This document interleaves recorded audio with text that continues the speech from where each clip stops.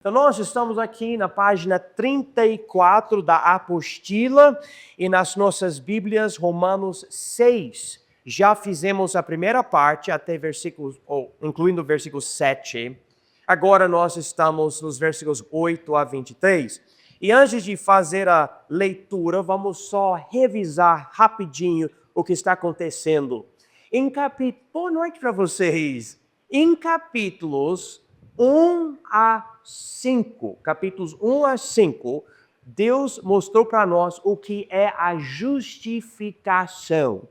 Agora aqui em versículos 6, 7 e 8, ele lida com a santificação. Então, justificação e santificação. Depois ele vai lidar com dispensação, mas agora é santificação. E antes da gente entrar nessa parte aqui que nós vamos ler e estudar, eu queria saber se vocês teriam como explicar para mim qual é a diferença entre justificação e santificação. Tem alguém que consegue explicar para mim a diferença entre justificação e santificação? E sim, tem o microfone aí, se quiser usar, pode usar. Mas quem? Levanta a mão, se manifeste, por favor. Justificação, santificação, pastor, essa é a diferença. Nem todo mundo ao mesmo tempo, por favor, calma aí. Afonso? A justificação acontece quando a gente recebe Jesus como nosso Salvador e a gente é livre do pecado. Ok, amém? A santificação acontece depois da justificação, quando a gente abandona a vida que a gente tinha antes e passa a viver a vontade de Jesus Cristo e os mandamentos que ele deixou para a gente. Amém. Então, justificação é instantânea e santificação agora é esse processo depois, né?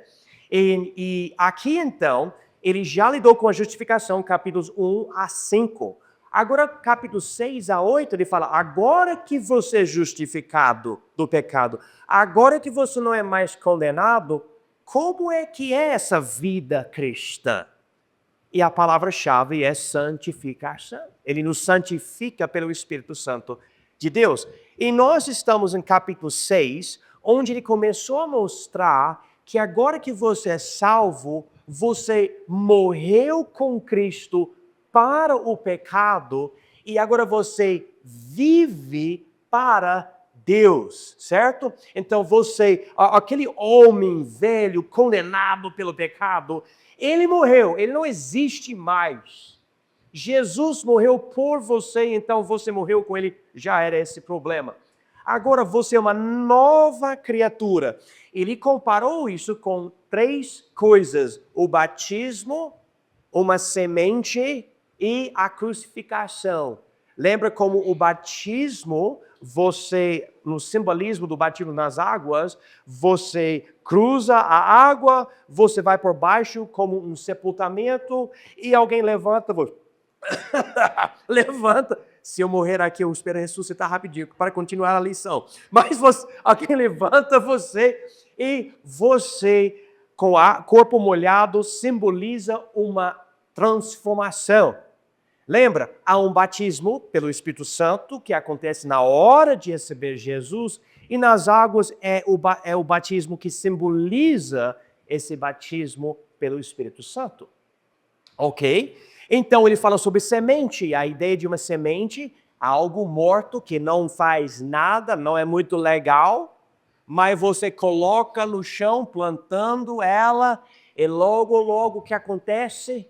Algo brota, algo cresce, você tem uma flor 1000 vezes mais linda do que a semente anterior. E a Bíblia diz que é isso que acontece quando você recebe Jesus. Ele transforma você. Você era somente semente morta, mas agora uma flor viva e linda. E daí ele fala sobre a crucificação, dizendo a gente foi crucificado com Cristo e agora a gente vive com Ele. Dizendo tudo isso, aqui na segunda parte do capítulo, ele fala sobre o poder, os preceitos e a perfeição da graça transformadora de Deus. Então vamos ver isso aqui em Romanos 6, versículos 8 a 23. Irmão Elias vai ler 8 a 15 e depois, irmão Afonso, versículos 16 a 23. Pode começar. Ora, se já morremos com Cristo, cremos que também com ele viveremos, sabendo que, tendo sido Cristo ressuscitado dentre os mortos, já não morre, a morte não mais tem domínio sobre ele. Pois quanto a ter morrido, de uma vez morreu para o pecado, mas quanto a viver, vive para Deus. Assim também vos considerai-vos certamente mortos para o pecado, mas vivos para Deus em Cristo Jesus, nosso Senhor. Não reine, portanto, o pecado em vosso corpo mortal, para lhe obedecerdes em suas concupiscências. Nem tampouco apresenteis os vossos membros ao pecado por instrumentos de iniquidade, mas apresentai-vos a Deus como vivo dentre os mortos, e os vossos membros a Deus como instrumentos da justiça. Porque o pecado não terá domínio sobre vós, pois não estáis debaixo da lei, mas debaixo da graça. Pois que pecaremos porque não estamos debaixo da lei, mas debaixo da graça? De modo nenhum. Não sabeis vós que a quem vos apresentarmos por servos para lhe obedecer, sois servos daquele a quem obedeceis, ou do pecado para a morte, ou da obediência para a justiça?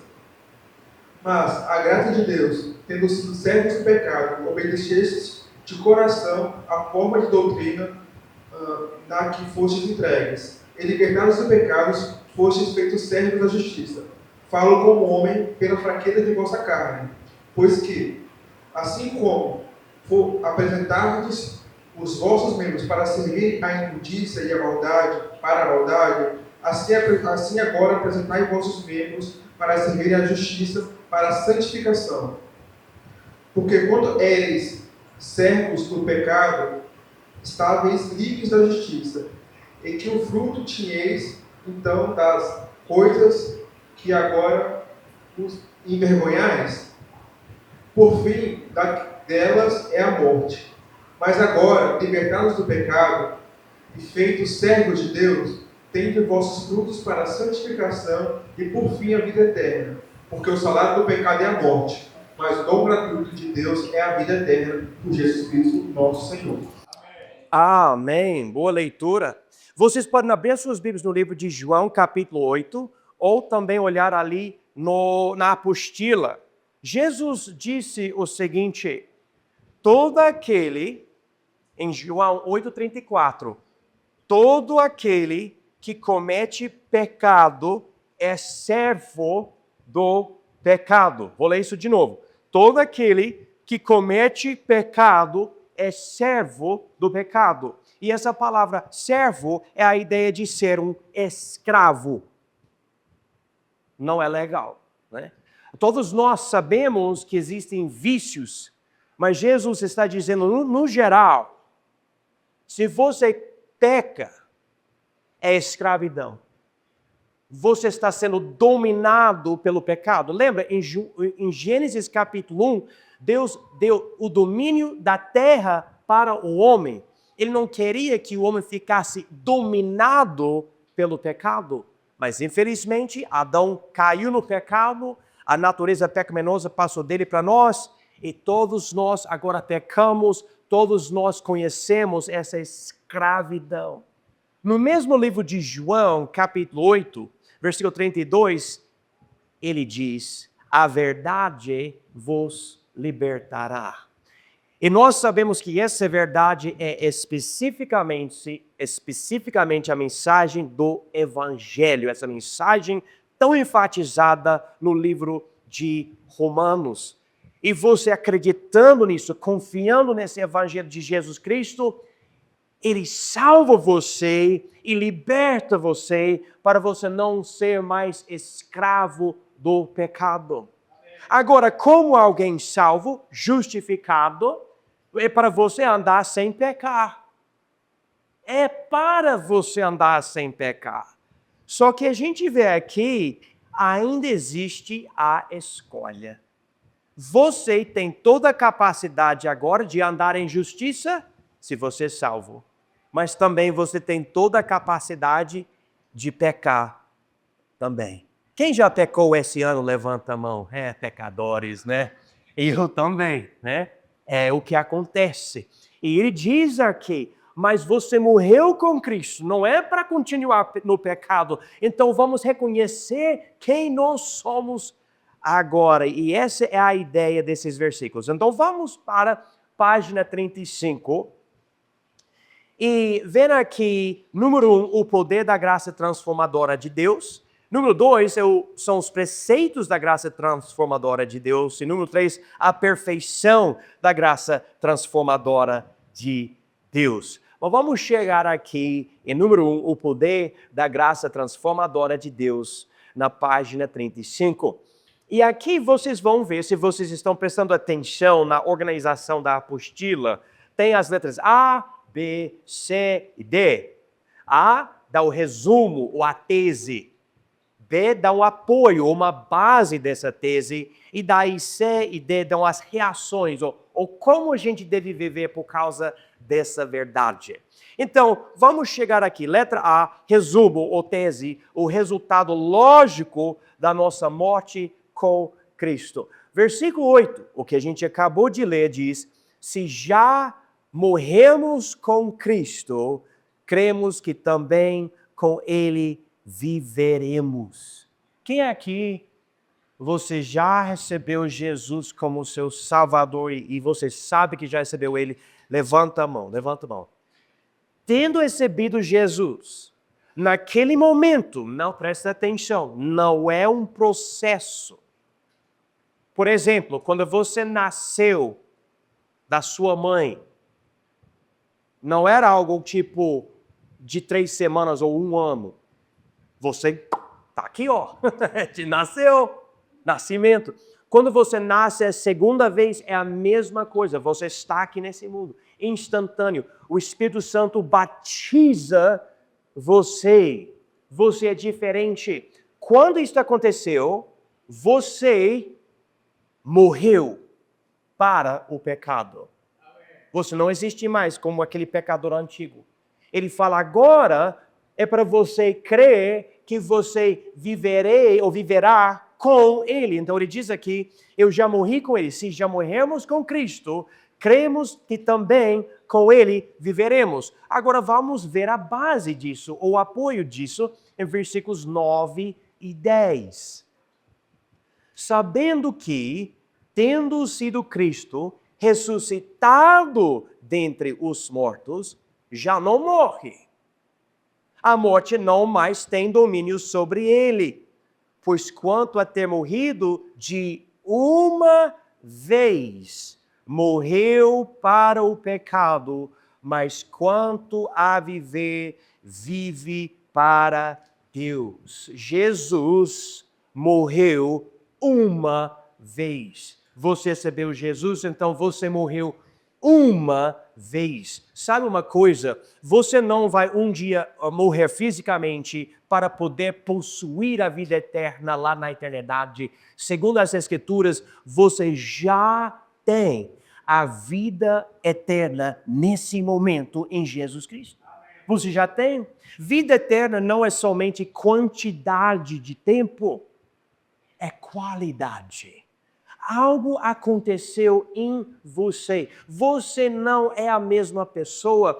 Então, quando ele fala versículo 8, cremos que também com ele viveremos, ele está dizendo, a gente já morreu, nós temos essa confiança, essa certeza que há uma ressurreição dentro de nós, que já aconteceu, já nascemos de novo, já ressuscitamos.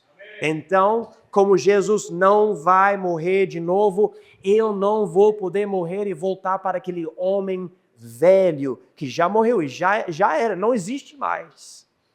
Agora, qual deve ser a minha reação? Se a Bíblia diz isso sobre mim, sobre a minha vida, note aqui a primeira reação, versículo 11. Muito, muito importante. Inclusive, versículo 11 é o versículo-chave de Romanos 6. Se você quer entender o foco, marca 1000 vezes versículo 11.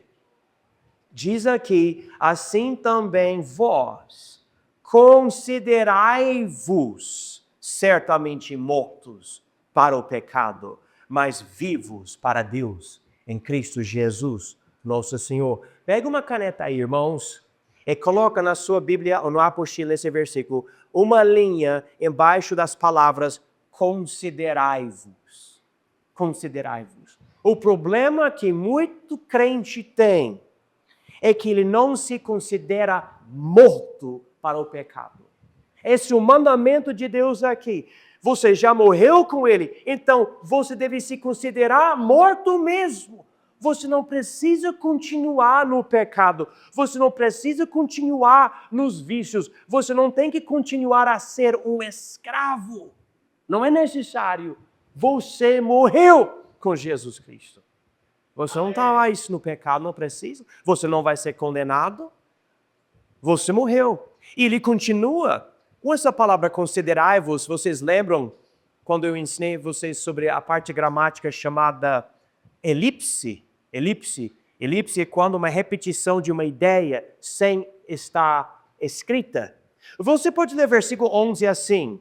Assim também vós considerai-vos certamente mortos para o pecado, mas também certamente vivos para Deus em Cristo Jesus. Você pode até ter a ideia de considerai-vos mortos e considerai-vos vivos. Há duas considerações. Irmãos, eu não procuro evitar pecado porque eu quero ganhar a salvação. Eu não procuro evitar o pecado porque eu acho uma boa ideia. Ou porque eu quero manter a minha salvação, ou porque eu estou procurando uma bênção.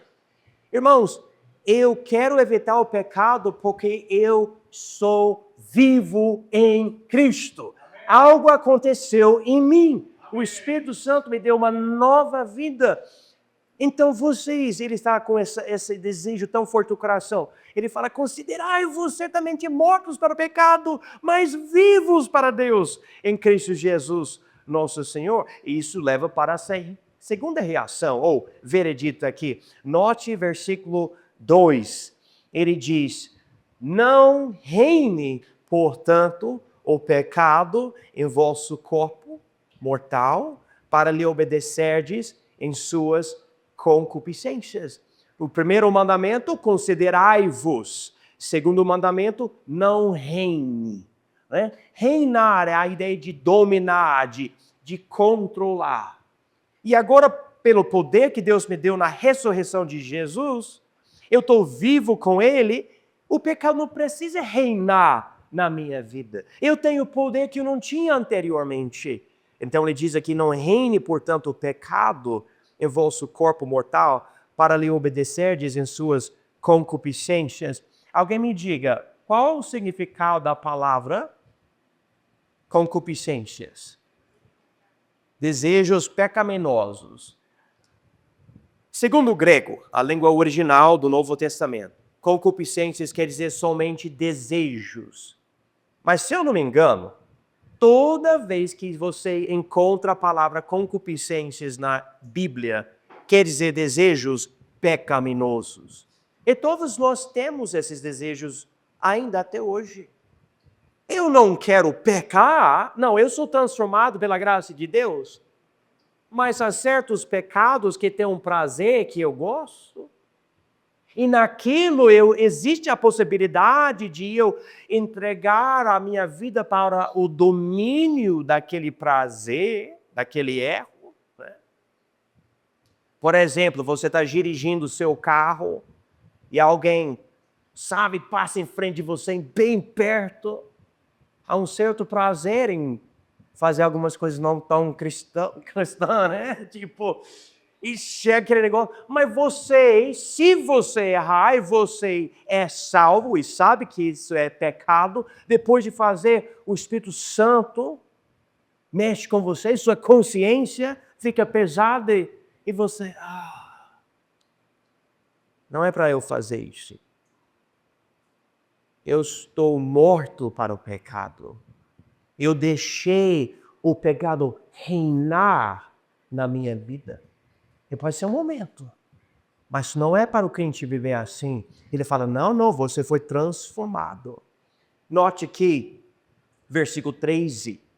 Nem tampouco apresenteis os vossos membros ao pecado por instrumentos de iniquidade, mas apresentai-vos a Deus como vivos dentre mortos e os vossos membros a Deus como instrumentos de justiça. Outra pergunta para vocês: qual o significado da palavra membros aqui nesse versículo? Membros.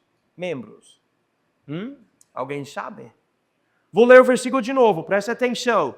Nem tampouco apresenteis os vossos membros ao pecado por instrumentos de iniquidade, mas apresentai-vos a Deus como vivos dentre mortos, e os vossos membros a Deus como instrumentos de justiça. Parte do corpo, exatamente, os meus braços, os meus olhos. Então, como cristão, eu devo apresentar, outro mandamento, eu devo apresentar os meus olhos. Então, o que eu assisto na TV, na internet, onde eu olho quando estou na rua, eu devo entregar isso para Deus. Eu não devo olhar para a coisa errada. Agora, existe tentação? Com certeza. Nesse mundo imoral tem muita tentação nos olhos, não tem? Especialmente para o homem, infelizmente. Tem muito disso. Mas você entrega, você apresenta para Deus. Diz aqui, apresentais os vossos membros não para o pecado, né, como instrumentos de justiça, mas apresentai-vos a Deus como vivos dentre mortos. Agora, note que eu posso falar sobre os braços, as mãos, a boca, que você fala, todo o seu corpo, mas ele fala aqui algo interessante, especialmente no português. Note que a segunda parte de versículo 13, ele diz, mas apresentai-vos a Deus como vivos dentre mortos. Vocês estão percebendo o significado dessas poucas palavras? Como vivos dentre mortos. Quem tem Jesus, anda na calçada em frente da igreja, passa outras pessoas que são as mortas, as pessoas mortas. Mas eu sou diferente, eu sou vivo dentre mortos. Há uma diferença. Sabe o que o mundo deve ver em mim por causa da salvação? Um certo poder sobrenatural para eu não ir ao pecado. Um certo controle do meu ser, dos meus membros. Alguém quer me provocar, eu devo demonstrar um controle do meu humor, da minha raiva, para eu não explodir. Agora, eu tenho uma escolha. Não é verdade? Tenho uma escolha. Pode entrar 2 frases na sua boca, né? Eu te perdoe ou eu vou te matar, né? Você tem que escolher. Não é verdade? Talvez outras expressões também, mas vocês estão entendendo a ideia. Porque, aparentemente, quando você recebe Jesus e o Espírito Santo entra em você, o pecado não para de existir em você. Ele vai destacar mais esse ponto em capítulo 7, mas já estamos observando isso. O apóstolo, ou a Bíblia em si, a palavra de Deus, interessante, fala, você já é salvo, você não é condenado e ainda você precisa de evitar o pecado. Ou seja, é possível o salvo pecar, como eu falei para vocês na semana passada, na outra aula. Uma mulher conversando comigo quando eu estava evangelizando, ela falou, mas eu acho que quando alguém recebe Jesus, ou aceita Jesus, é a expressão mais comum, que não peca mais. E eu falei, você conhece alguém que parou de pecar? E ela ficou calada, né? Porque eu não conheço ninguém que parou de pecar. Eu não conheço ninguém. A única pessoa que parou de pecar que eu conheço é uma criancinha que levanta a mão e fala que não peca, né? É uma só criança, né? Mas Jesus não parou de pecar. Ele nunca pecou, né? Mas eu entendi, né? Mas às vezes é engraçado como a gente pensa. Ele está falando, não, até o crente, o salvo, justificado, não condenado, consegue fazer coisas erradas mas é para ele considerar-se morto para o pecado, vivo para Deus, e deve apresentar os membros dele para Deus, dizendo, não, agora esse daqui é transformá-lo justificado, então eu apresento isso para Deus. Então esse é o poder da graça transformadora de Deus. Agora vamos ver os preceitos da graça transformadora de Deus, que são de versículos 14 a 20. Vamos ver um resumo aqui, versículo 14. Porque o pecado não terá domínio sobre vós, pois não estáis debaixo da lei, mas debaixo da graça. Olha, vocês notaram uma coisa aqui? Marque essas palavras no versículo 14. Não estáis debaixo da lei. Alguém quer explicar essas palavras para mim? Não estáis debaixo da lei. Tantas pessoas me falam, não, mas tem que obedecer à lei, tem que guardar o sábado, tem que seguir os 10 mandamentos. Ele fala que não estáis debaixo da lei. Quem não está debaixo da lei? Os salvos. Nós não estamos debaixo da lei. Alguém aqui sacrificou um animal hoje no altar? Alguém aqui, você viu alguém não guardar o sábado e você matou ele ou falou para o governo matar ele? Alguém? Não, ninguém. A gente não está debaixo da lei como salvos. Algo mudou. Ele fala que estamos debaixo da graça. Qual é a diferença entre lei e graça? Lei exige. E a graça diz, você não merece nada, eu vou te dar o céu e a eternidade com Jesus Cristo, e você não merece. Amém.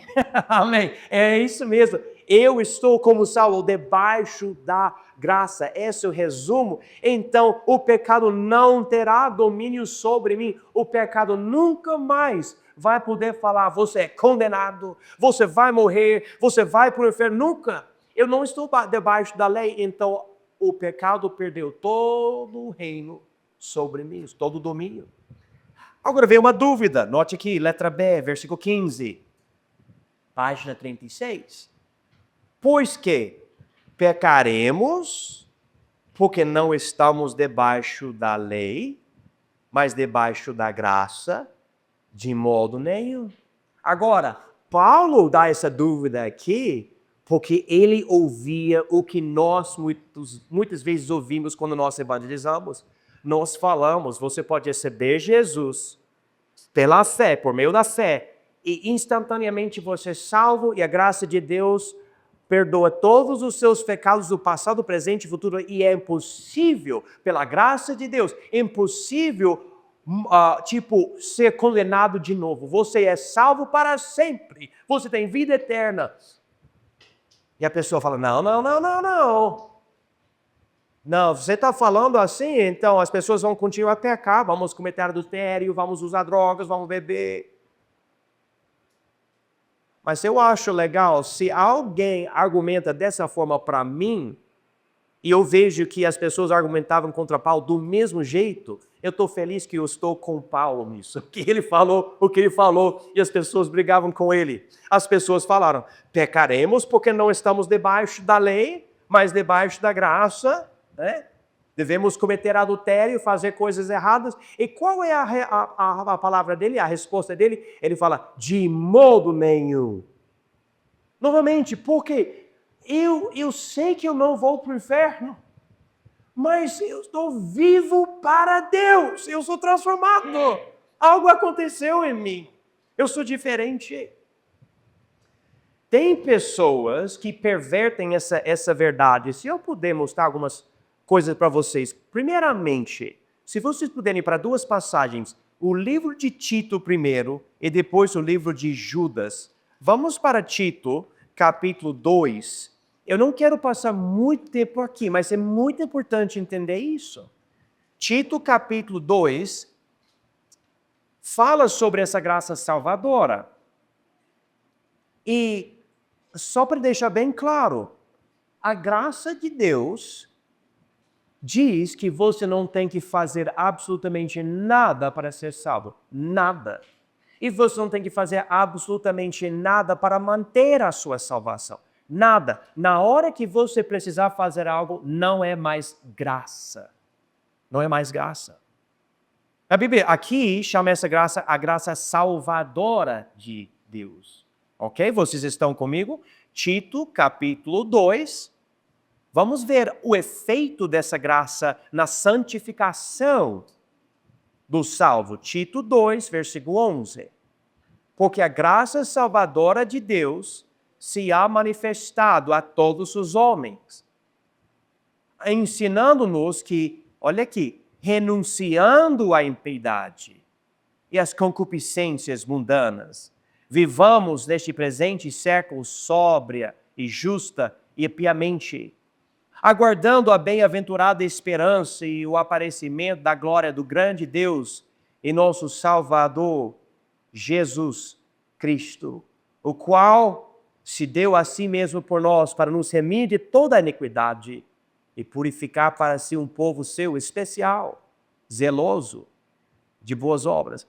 Nota aqui, eu não sei se vocês perceberam, é muito importante. Essa graça salvadora de versículo 11 nos ensina em versículo 12 a renunciar à impiedade. O que é renunciar à impiedade? Quer dizer que essa graça que me salvou por completo, não exigindo nenhuma obra minha, me ensina a não pecar. Eu me lembro, eu estava em outra cidade, aqui em Rondônia, e uma mulher conversando comigo falou, meu pastor nunca prega sobre a graça de Deus. E eu, curioso, por quê? Porque se ele pregar a graça de Deus, o povo vai achar que pode fazer qualquer pecado, vai continuar no pecado. Não é o que a Bíblia fala. A Bíblia fala que a graça de Deus nos ensina a renunciar ao pecado. Então, por eu ter certeza que eu sou salvo pela graça de Deus, eu não quero pecar mais, eu quero pecar menos. Irmãos, eu sou salvo. Você tem essa mesma certeza? Porque essa certeza que leva você a falar, mas eu não quero pecar. Alguém fala, explica isso para mim. Bom, eu posso explicar até algumas coisas, mas há alguma obra sobrenatural de Deus dentro de mim que aconteceu? Agora, tem pessoas, como eu falei, que pervertem isso. Então vamos para o penúltimo livro da Bíblia, Judas, e vamos ver o problema de alguém perverter essa doutrina. Diz aqui em Judas, versículo 4, porque se introduziram furtivamente alguns, os quais já antes estavam escritos para este mesmo juízo, homens ímpios que convertem em dissolução a graça de Deus e negam a Deus, único dominador e Senhor nosso Jesus Cristo. Agora, para ajudar vocês, marca aí a palavra dissolução. Essa palavra aqui, porque tem algumas definições diferentes ao longo do Novo Testamento. Dissolução quer dizer libertinagem. Libertinagem. Então, esses homens ímpios, ou seja, não salvos, entrem na igreja furtivamente e convertem em libertinagem a graça de Deus, dizendo, graça, legal, não tem que ser praticante, salvo para sempre. Então, imagina o que a gente pode fazer agora, está tudo resolvido, eu vou para o céu. E agora? Ele fala que tal pessoa que fala dessa forma, pensa desse jeito, é homem ímpio, não é alguém salvo, alguém do diabo, usando a verdade da graça de Deus, que realmente salva você para sempre, mas usando a doutrina para entrar em libertinagem. Então, enquanto as pessoas nos acusam de pregar libertinagem, nós não pregamos isso, a Bíblia não prega isso. Ainda existem pessoas que usam a graça de Deus para pecar. Existe, porque está na Bíblia, eu deixo bem claro. Então, existe essa dúvida, mas não é uma realidade para o verdadeiro salvo. Agora, vamos ver um resumo da escolha e das consequências, voltando para Romanos 6, versículo 16. Não sabeis vós que a quem vos apresentardes por servos para lhe obedecer, sois servos daquele a quem obedeceis, ou do pecado para a morte, ou da obediência para a justiça. Note de novo a nossa escolha. É triste, mas o salvo pode escolher pecar, deixar o pecado dominar, e chega a um ponto de destruir o seu casamento, família, saúde. 1 João 5 até fala sobre o pecado para a morte, e muitos teólogos interpretam isso dessa forma. Existe a possibilidade de um salvo continuar tão horrivelmente no pecado que Deus fala para proteger o meu nome, minha igreja, etc. Eu vou matar essa pessoa para essa pessoa não estragar o meu nome, porque essa pessoa é salva, tem o nome de Cristo, mas está escolhendo fazer as coisas erradas. De tal forma, Deus fala, já era. Em 1 Coríntios 11, Paulo disse, alguns de vocês estão abusando a ceia do Senhor de tal forma que já na sua igreja pessoas morreram por causa disso. Não era brincadeira. Então, enquanto Deus não mata todo crente na hora de pecar, existe a possibilidade, e ele fala aqui, note aqui, versículo 16, ou do pecado para a morte. Para a morte. A Bíblia diz, nesse mesmo capítulo, o salário do pecado é a morte. A morte, às vezes, é morte física, às vezes é uma morte de algo bom da sua vida, e com certeza leva para a morte espiritual, o lago de fogo, a Bíblia chama da segunda morte. Mas o pecado nunca produz vida, é sempre a morte, sempre a morte. E a gente tem que entender isso. Agora, Paulo fala sobre esse negócio ruim, e daí ele fala sobre o testemunho dos crentes romanos, versículos 17 e 18. Ele diz, mas graças a Deus, que tendo sido servos do pecado, obedecestes de coração a forma de doutrina, a que fostes entregues e libertados do pecado, fostes feitos servos da justiça. Agora, marca a palavra aí, na sua Bíblia, na sua apostila, a palavra doutrina. Eu até coloquei aqui, dentro da apostila, que a palavra doutrina quer dizer ensino. Doutrina não quer dizer usos e costumes. Ele não fala aqui, vocês seguiram os usos e costumes da nossa igreja, agora vocês são salvos. Não é isso. Doutrina quer dizer ensino no geral, especificamente nesse caso, essa doutrina que foi entregue é a fé cristã, ou seja, o evangelho. Inclusive, eu volto aqui para o livro de Judas, note aqui o que fala versículo 3. Amados, procurando eu escrever-vos com toda a diligência acerca da salvação comum, tive por necessidade escrever-vos e exortar-vos a batalhar pela fé que uma vez foi entregue aos santos. A fé que uma vez foi entregue aos santos. Esse evangelho foi dado para nós. Graças a Deus está aqui agora. Amém. A gente tem. Uma vez foi entregue para nós. Amém. Essa é a doutrina que a gente tem que crer. Jesus morreu por nós, foi sepultado e ressuscitou. Quem crê nele será salvo. A Bíblia diz, todo aquele que invocar o nome do Senhor será salvo. Ele fala, vocês acreditaram nele, agora vocês não são mais servos do pecado. Vocês são, o que fala o versículo 18, libertados do pecado. Agora vocês são servos da justiça. Agora ele chega aqui na melhor escolha. Note aqui, Romanos 6, versículos 19 e 20. Falo como homem, pela fraqueza da vossa carne, pois que, assim como apresentastes os vossos membros a servir à imundícia e à maldade, para a maldade. Assim apresentai agora os vossos membros a servir à justiça para, e essa é a palavra-chave de 6, 7 e 8, santificação. Santificação. Porque quando eres servos do pecado, estáveis livres da justiça. Vocês estão vendo os degraus da escada, né? Antigamente, como descrentes, éramos servos à imundícia ou da imundícia para a maldade, indo de uma coisa para outra, né? É como, por exemplo, a pessoa que experimenta com cigarro. Começa com cigarro. Daí alguém oferece maconha e começa a usar maconha. Só que você sabe, ao longo do tempo tem que usar um pouco mais, tem que fumar um pouco mais.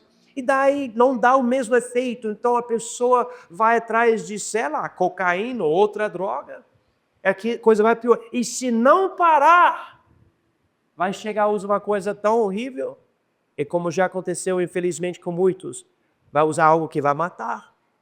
E mata. A pessoa morre, infelizmente. Mas o pecado é desse jeito. Não tem que ser drogas. Eu usei drogas como exemplo. Mas se você seguir o ritmo do pecado, é do ruim para o pior. Ele fala, agora não, você é santificado. Todo dia você deve procurar se santificar. Todo ano você deve ser mais conformado com a imagem de Jesus Cristo. Daqui uns 10 anos, irmãos, se Jesus não voltar e se ninguém morrer, eu quero ver vocês diferentes do que hoje. Mais como Cristo. Menos como o diabo. E isso nos leva para o finzinho de Romanos 6. A perfeição da graça transformadora de Deus. Ele fala aqui sobre o fim do pecado, ou resultado. Versículo 21. E que fruto tinhais, então, das coisas de que agora vos envergonhais? Porque o fim delas é a morte. Quem tem vergonha de alguma coisa que você cometeu, né? Eu tenho também. Vergonha. Ele fala, você tinha vergonha? Não volta para essas coisas. É possível voltar para algo que dá vergonha? É possível. Eu já vi pessoas falando, pastor, é incrível como eu fiz isso. Me trouxe tanta vergonha e eu voltei. Eu me lembro ajudando alguém que usava drogas aqui nessa cidade. E não estava usando por muito tempo. E de repente tomou o dinheiro de um parente e foi comprar uma droga aqui na cidade, do nada. Do nada. Passando vergonha depois. É vergonha. Agora, o fim da justificação é diferente, versículo 22. Mas agora, libertados do pecado e feitos servos de Deus, tendes o vosso fruto para santificação e, por fim, a vida eterna. Esse é o fim para nós. A gente vai para o céu. A gente não vai para o inferno. E Deus nos libertou do pecado, da condenação, nos santificando, nos dando esse fruto. E ele termina esse capítulo com esse versículo famosíssimo, Romanos 6, 23. Porque o salário do pecado é a morte, mas o dom gratuito de Deus é a vida eterna por Cristo Jesus, nosso Senhor.